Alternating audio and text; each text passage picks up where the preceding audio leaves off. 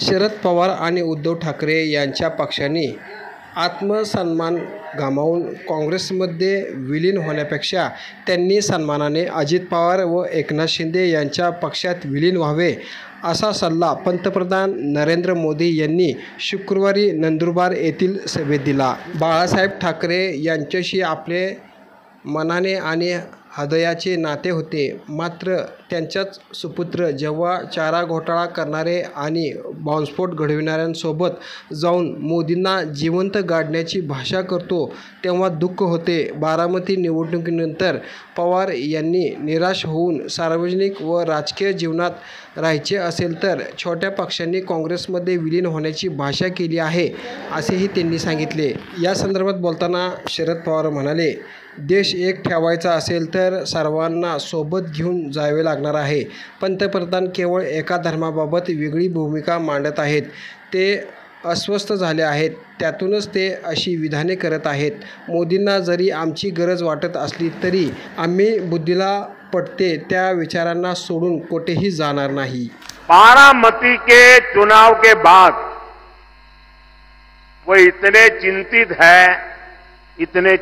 है कि उन्होंने एक बयान दिया है और ये बयान उन्होंने, मैं पक्का मानता हूं कि काफी लोगों से विचार विमर्श करके ही दिया होगा. वो इतने हताश और निराश हो गए हैं कि उनको लगता है कि अगर 4 जून के बाद सार्वजनिक जीवन में, राजनीतिक जीवन में अगर टिक के रहना है तो छोटे छोटे राजनीतिक दलों को कांग्रेस में मर्ज हो जाना चाहिए. इसका मतलब ये जो नकली एनसीपी है और ये नकली शिवसेना है, उन्होंने कांग्रेस में मर्जर करने का मन बना लिया है. अब आपको मैं बताता हूं, जब 4 जून के बाद कांग्रेस में जाकर के मरने के बजाय अरे सीना तान करके हमारे अजीत दादा के साथ और शिंदे जी के साथ आओ, बड़े शान से सपने पूरे हो जाएंगे. ऑफरकडे कसं बघताय? ते म्हणतायत की या तुम्ही असं आहे की माझं व्यक्तिगत मत आहे आणि व्यक्तिगत संबंध वेगळे आणि मत धोरणाच्या संदर्भातली वेगळी. आज या देशामध्ये संसदीय लोकशाही पद्धती ही मोदींच्या विरोध संकटात आली असं माझं स्वच्छ मत आहे. जे दिल्लीचे मुख्यमंत्री केजरीवाल किंवा झारखंडचे मुख्यमंत्री ज्यांना अरेस्ट करून तुरुंगात टाकण्याच्या संबंधीची भूमिका घेतली, याच्या पाठीमागं केंद्रीय नेतृत्वाची, केंद्र सरकारच्या सहभाग असल्याचं हे होऊ शकत नाही.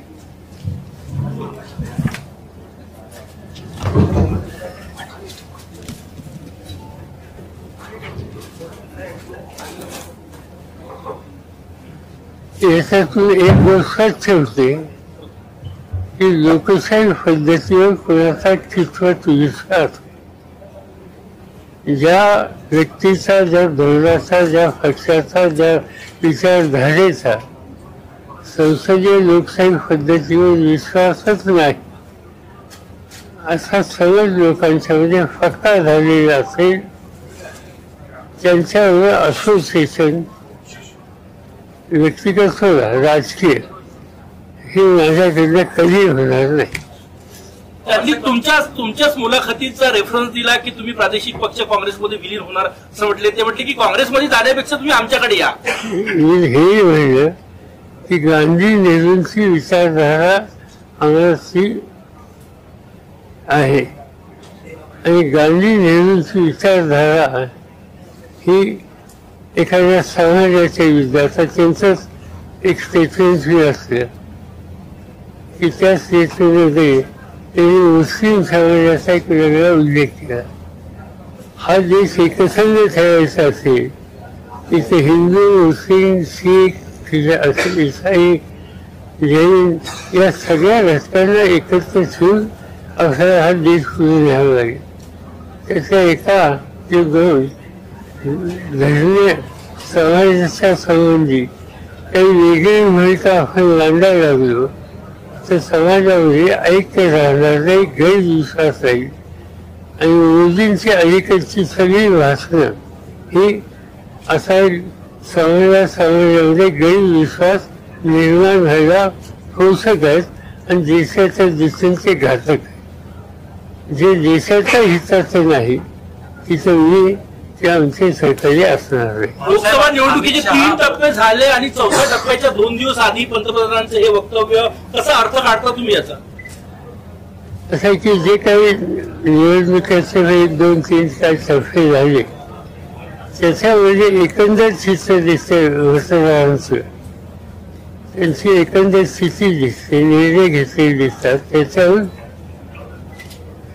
मोदी साहेबांचा जो विचार त्या विचाराच्या विरुद्ध जनमत व्यक्त होण्याची प्रक्रिया सुरू झालेली आहे आणि त्यामुळे ते अस्वस्थ आहेत.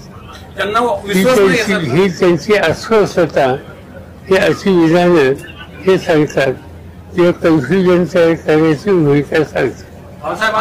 तेलंगणामध्ये बोलताना अमित शहा असं म्हणाले की मुस्लिमांचं आरक्षण आम्ही रद्द करू आणि SC, ST आणि ओबीसीचं आरक्षण आहे ते वाढू. मुस्लिमांना आरक्षण देऊन काँग्रेसने या इतर समाजावर अन्याय केला असे भूमिका त्यांनी. काय मला काही समजत नाही. SC, ST यांचं आरक्षण वाढवायचं असेल तर आमचं काही कुणाचं यूज नाही. आम्ही सांगा कुणाच्याही संबंधीचा पण एखाद्या समाजाच्या संबंधी राज्यकर्त्यांनी अशी कशी भूमिका घेऊन चालली. प्रधानमंत्री ही सगळ्यांची असतात, देशाचे असतात. जो देशाचं नेतृत्व करतो त्यांनी एका धर्माचं, एका जातीचं, एका भाषेचं हा जो विचार करायला सुरुवात केली तेव्हा देशाचं ऐक्य संकटात येईल. तसे प्रधानमंत्री असो तर त्यांच्या मंत्रिमंडळाचे मंत्री आहेत. सर, 3ऱ्या टप्प्याचं मतदान झाले. राज्यात सगळे महत्वाचे मतदारसंघ होते, अगदी बारामती, माढा. कसं बघता रिझल्ट? कसं एकदम निर्णायक टप्पा होता तो बघूया आता काय होतं. 11 वर्षांनी नरेंद्र दाभोळकर यांच्या हत्या प्रकरणाचा निकाल लागलेला आहे. 5 पैकी 2 जण हे निर्दोष आहेत, पण 3 जण जे होते त्यांना निर्दोष सुटका केलेली आहे. आता कोर्टाचा निकाल घ्यायचो. किती वर्ष लागली यावेळेस आम्ही अस्वस्थ होतो. पण ठीक आहे, निदान काहीतरी निकाल त्यांनी दिला. त्याच्यात काही लोकांना त्यांनी शिक्षा झाली असं तू म्हणतात. दोघांना दोषी धरला, जन्मठेप दिली. ठीक आहे, आता न्यायाधीशाचा निकाल आहे. काहीतरी दाभोळकरांना त्यांच्या आत्म्यावर न्याय मिळाला. मुख्य सूत्रधार मोकळं सोडलाय, पण सर मुख्य सूत्रधार निर्दोष सोडलाय आणि जे शूटर आहेत त्यांना जन्मठेप दिली. हे कसं? त्याच्यासाठी महाराष्ट्र सरकारने अपील करावं की जर तुम्ही म्हणता सूत्रधार सुटली असतील तर राज्य सरकारने अपील करावं आणि ही भूमिका हायकोर्ट, सुप्रीम कोर्टात मांडावी. तुम्ही आता बोलताना असं म्हटलं की व्यक्तिगत संबंध पंतप्रधानांशी वेगळे, परंतु राजकीय विचार म्हणून आम्ही कधी जाणार नाही. व्यक्तिगत संबंध अजूनही चांगले आहेत आपले. पार्लमेंटमध्ये आम्ही बसतो, पूजा पार्लमेंट संसदाच्या चहा वगैरे एकत्र बसतो. ते सगळे तिथं आम्ही पक्ष बघत नाही आणि त्यावेळेला भेटतात एकमेकाला. जर तुमच्या त्या विधानावरती अजितदादा असं म्हणाले की त्यांना संभ्रमावस्था निर्माण करण्याची त्यांची कार्यपद्धती राहिलेली आहे. त्याच्यावर मी काय फार व्यवस्थित नाही. कारण कसं आहे की राजकारणामध्ये वादवृद्धी हे त्यांचं वैशिष्ट्य. असे अनेक लोक असतात आणि ते वादवृद्धीने काही बोलत असतात. त्याच्याकडे काय लक्ष द्यायचं आपलं? याला पाडीन त्याला पाडीन सुरू झाले. आता ते याला बघतो त्याला बघतो. अशोक पवारांना म्हटली तुम्ही कसे आमदार होता तर मी बघतो. अजितदादांचं कालचं वक्तव्य. असं आहे की मतदाराचा जो अधिकार आहे तो एखादा सरकारचा प्रतिनिधी आपल्याकडे घ्यायला लागला पण बोलायला लागला तर काय बोलायचं आपण त्याच्यावरती.